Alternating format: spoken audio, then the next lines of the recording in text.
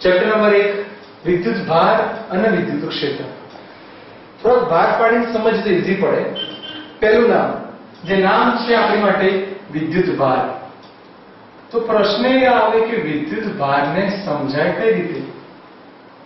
તો કોઈ બી કણ હોય, દ્રવ્ય છે એની અંદર સૂક્ષ્મ ભાગ જેને આપણે કણ કહીએ છીએ, એનો એક અગત્યનો ગુણધર્મ છે કે જેને વિદ્યુત ભાર કહી શકાય. વિદ્યુત ભારના બેઝિકલી કેટલા પ્રકાર પડે? તો વિદ્યુત ભારના આપણે 3 પ્રકાર સમજીશું: ધન, ઋણ અને તટસ્થ. આ ત્રણેય વીજભાર, જેને કદાચ આ રીતે સમજાવો તો ખોટું નથી, પ્લસ ઈ માઇનસ ઈ તટસ્થ છે એટલે ડેશ. આ ઈ એટલે શું? તો ઈ એટલે વીજભાર છે કે જેની વેલ્યુ આપણે યાદ રાખીશું. ઈ ની વેલ્યુ 1.6 × 10⁻⁹ કુલમ. ફરી બોલું છું, ઈ ની વેલ્યુ 1.6 × 10⁻⁹ કુલમ. આ કુલમ શું? તો યાદ રાખો, વિદ્યુત ભારની શોધ કરનાર વૈજ્ઞાનિક કોણ? કુલમ. અને એને જે સંજ્ઞા આપી, એને એકમ બનાવ્યો, તો વિદ્યુત ભારનો એકમ થશે કુલમ. 3 વસ્તુ મગજમાં આવી ગઈ. થોડુંક આગળ ડીપમાં વિચારીએ કે સર વિદ્યુત ભારના આટલા તો કોન્સેપ્ટ ક્લિયર થઈ ગયા, પણ આ લોકો વચ્ચે જે બળ લાગશે, કેટલાક બળ આકર્ષી પ્રકારના હશે અને કેટલુંક બળ અપાકર્ષી પ્રકારનું હશે.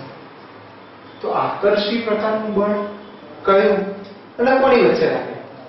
આવું બોલીએ છે કે સપોઝ 2 ઇલેક્ટ્રોન વચ્ચે લાગતું આકર્ષી બળ ગણો.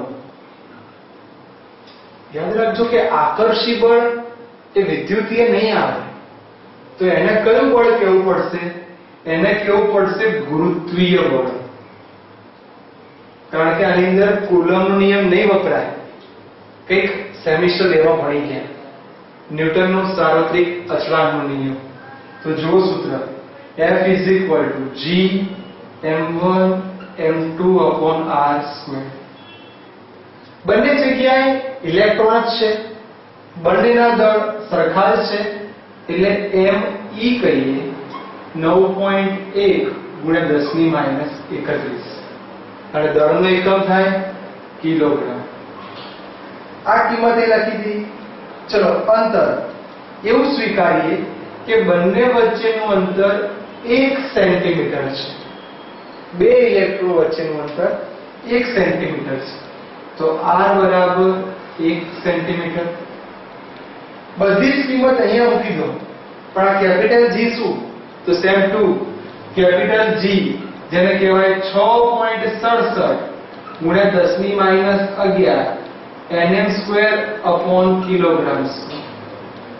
જ્યારે બધી વેલ્યુ આની અંદર મૂકશો, કારણ કે m1 અને m2 સરખા જ છે, me, ત્યારે આની વેલ્યુ 5.5 × 10⁻67 ન્યૂટન મળે.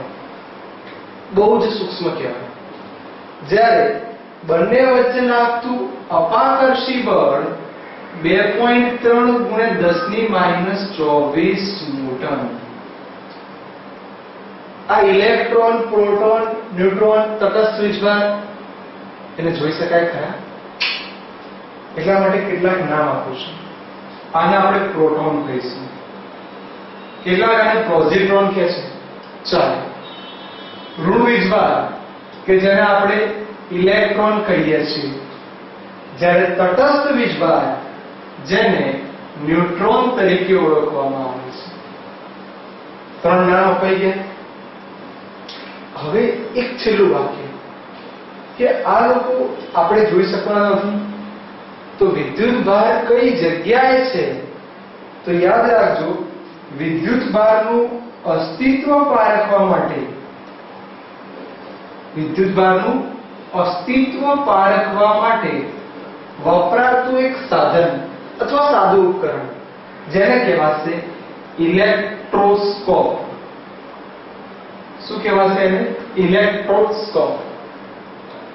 હવે આ લોકો વચ્ચે જે કંઈ બળ લાગે છે, કેવા બળ લાગે છે, શું સૂક્ષ્મ કણ વિદ્યુતભાર છે, વિદ્યુતભારથી પણ નાના હોઈ શકે, તેના માટે આગળ શોધ થઈ જેનું નામ છે વિદ્યુતભારનું ક્વોન્ટમીકરણ. પહેલા તમે આટલું એકવાર ધ્યાનથી જોઈ લો. આ છે વિદ્યુતભારની સાદી સમજ.